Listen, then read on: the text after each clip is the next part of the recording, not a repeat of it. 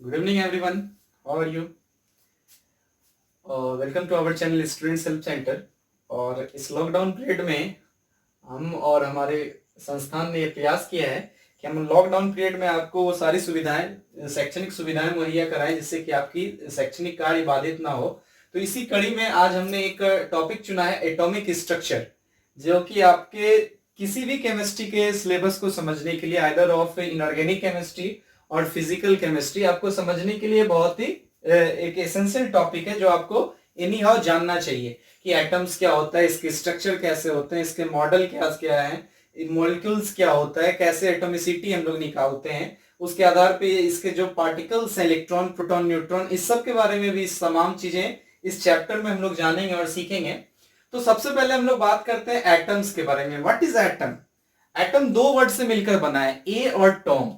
A means not और Tom मतलब divisible, जिसको फर्दर हम लोग डिवाइड नहीं कर सके, मतलब वो आइसोलेटेड फॉर्म में हो, अकेला हो। जैसे कोई भी आप एटम लिखते हैं, आपका जो पीरियोडिक टेबल बना हुआ है पूरा, वो सारा का सारा एटम है। Hydrogen, helium, sodium, potassium, phosphorus, oxygen, sulphur, chlorine, जितने भी हैं वो सब क्या है? सिंगल हैं, अकेले हैं। तो आइसोलेटेड फॉर्म है, तो ऑल आर एटम्स। अब जब हम लोग एटम को कंबाइन करना शुरू करते हैं तो वो मॉलिक्यूल्स का फॉर्म ले लेता है।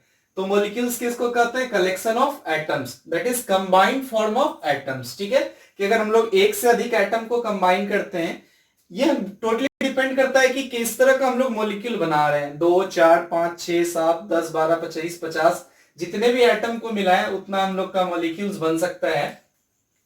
जैसे I have written here H2, O2, Cl2, F2, और भी बहुत सारे एग्जांपल्स हैं, O3, P4, S6, S8। तो ये सारे जो एग्जांपल हैं, ये सब किसके एग्जांपल हैं? मॉलिक्यूल्स के। इस तरह के मॉलिक्यूल्स और इस तरह के जो मॉलिक्यूल्स हैं, इसमें थोड़ा सा डिफरेंस है। NaCl are also molecules, H2O, NH3, CH4, H2SO4, C6H12O6 जिसको आप ग्लूकोज कहते हैं, C12H22O11 जिसको आप सुक्रोज कहते हैं या चीनी कहते हैं। तो इस सब में जब आप देखेंगे कि जितना भी एटम है, चाहे मॉलिक्यूल कोई सा भी हो, जो भी एटम है सिर्फ और सिर्फ वही रिपीट हो रहा है, that will be called homo atomic molecule. Homo means same, homo means same. एक ही तरह के एटम अगर बार बार रिपीट होके किसी मॉलिक्यूल का फॉर्मेशन करे तो that will be called homo atomic molecule.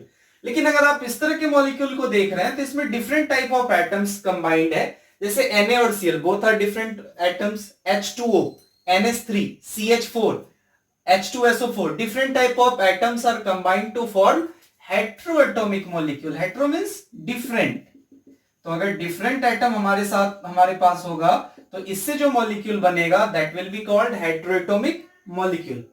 अब ये क्वेश्चन हमारे दिमाग में आता है कि अलग अलग मॉलिक्यूल्स तो बन गया, लेकिन किसमें कितना नंबर ऑफ एटम्स है? तो जिसमें टोटल नंबर ऑफ एटम्स जितने भी होते हैं that will be called atomicity. उसको हम लोग क्या कहते हैं? एटोमिसिटी, परमाणविकता। जैसे H2, कितने एटम है इसके पास? 2, तो एटोमिसिटी कितना हो गया? 2।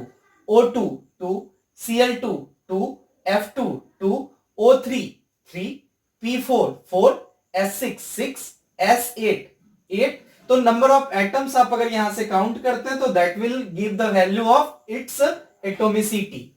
अब जैसे NaCl हम लोग लिख रहे हैं, तो NaCl में Na का एक एटम और Cl का एक एटम, कितना हो गया? 2। H2O, तो हाइड्रोजन का 2 और ऑक्सीजन का 1, कितना हो गया? 3। C6H12O6, कार्बन के 6 एटम, हाइड्रोजन के 12 और ऑक्सीजन के 6, टोटल कितना हो जाएगा? 24। तो इसका एटोमिसिटी कितना हो जाएगा? 24।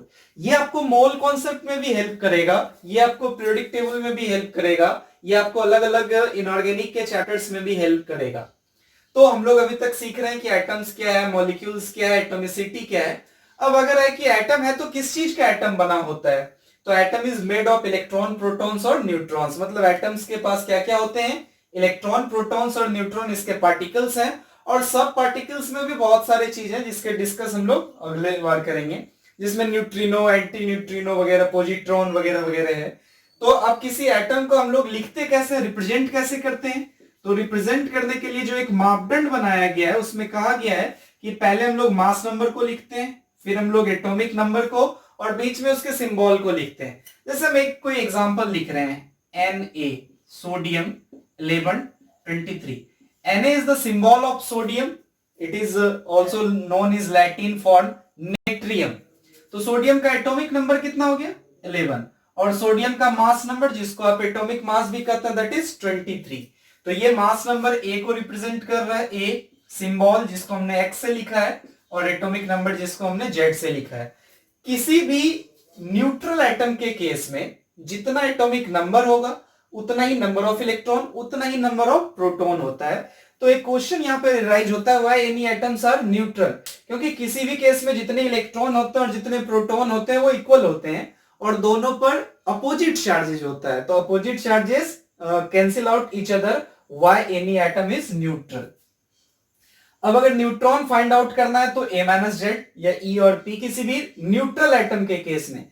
लेकिन अगर कोई एटम आयन में कन्वर्ट हो जाए, अगर कोई एटम आयन में कन्वर्ट हो जाए तो इसके इलेक्ट्रॉन्स का नंबर चेंज होता है। तो ए से अगर हम लोग इलेक्ट्रॉन निकाल लें तो कैटायन, और अगर इस ए को हम लोग इलेक्ट्रॉन दे दें तो दैट विल प्रोड्यूस एनायन।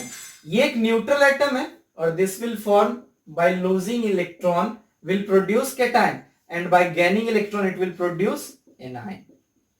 तो अब ये जो तीन पार्टिकल्स है इलेक्ट्रॉन, प्रोटॉन और न्यूट्रॉन, इसके बारे में हम जानते हैं कि इसका चार्ज क्या है, इसका मास क्या है, इसको हम लोग रिप्रेजेंट कैसे करते हैं। तो हम लोग जानते हैं कि इलेक्ट्रॉन पर नेगेटिव चार्ज होता है, उस नेगेटिव चार्ज का वैल्यू हम लोग को याद रखना जरूरी है, -1.602 इंटू 10⁻⁻19 कूलम। प्रोटॉन पर चार्ज इतना ही है, वैल्यू इतना ही है, बस अपोजिट। तो +1.602 इंटू 10⁻⁻19 कूलम। और न्यूट्रॉन आप जानते हैं चार्जलेस है तो इसका चार्ज 0। अब रिलेटिव चार्ज क्या है कि इस दोनों को अगर हम कंपेयर करते हैं तो दोनों को एक दूसरे के अलोंग अगर कंपेयर करें तो this will -1 and this will +1। ठीक इसी तरह जब हम लोग मास कंपेयर करते हैं तो इलेक्ट्रॉन का वैल्यू 9.109 इंटू 10⁻31 kg, क्योंकि मास का ऐसा यूनिट क्या है किलोग्राम, ऐसे इसका वैल्यू एमयू में भी होता है एटॉमिक मास यूनिट में, लेकिन हम लोग किलोग्राम चूंकि ये ऐसा यूनिट है मास का इसलिए लिख रहे हैं। तो 1.672 into 10⁻27 kg, 1.674 into 10⁻27 kg। Almost ये दोनों इक्वल है, अगर डेसिमल के 2 डिजिट तक देखें तो ये ऐसे भी इक्वल है। तो जब रिलेटिव मास लेते हैं तो इसके कंपेयर में ये ऑलमोस्ट 0, ये 1 और ये भी कितना 1। तो अब जब हम लोग इसको रिप्रेजेंट करते हैं तो लिखा जाता है इलेक्ट्रॉन -1 0, मतलब ये कहीं ना कहीं इसका चार्ज और ये इसका मास। ठीक इसी तरह प्रोटॉन को लिखेंगे तो प्रोटॉन को लिखते हैं p+1 1, चार्ज भी 1 मास भी 1। लेकिन अगर न्यूट्रॉन को लिखते हैं तो इसका चार्ज 0 और मास 1। ये इसको रिप्रेजेंट करने का तरीका है।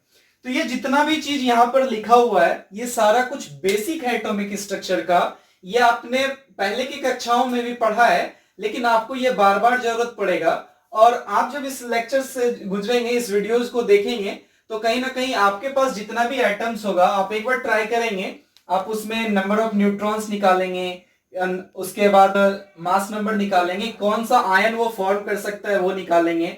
एक और यहां पर टर्म आता है स्पेसिफिक चार्ज, ये बड़ा इंपॉर्टेंट चीज होता है स्पेसिफिक चार्ज। जैसे ये जो चार्ज है ये इलेक्ट्रॉन का चार्ज है, ठीक है, और ये इलेक्ट्रॉन का मास है। तो एक्चुअली स्पेसिफिक चार्ज क्या होता है, इलेक्ट्रॉन के चार्ज और मास का रेशियो। ठीक है, जिसका भी आपको स्पेसिफिक चार्ज निकालना हो उसके चार्ज और मास का रेशियो। जैसे अगर इलेक्ट्रॉन का स्पेसिफिक चार्ज निकालना हो, specific charge of electron is equal to 1.602 into 10⁻⁻19 upon 9.109 into 10⁻31 unit will be coulomb per KG.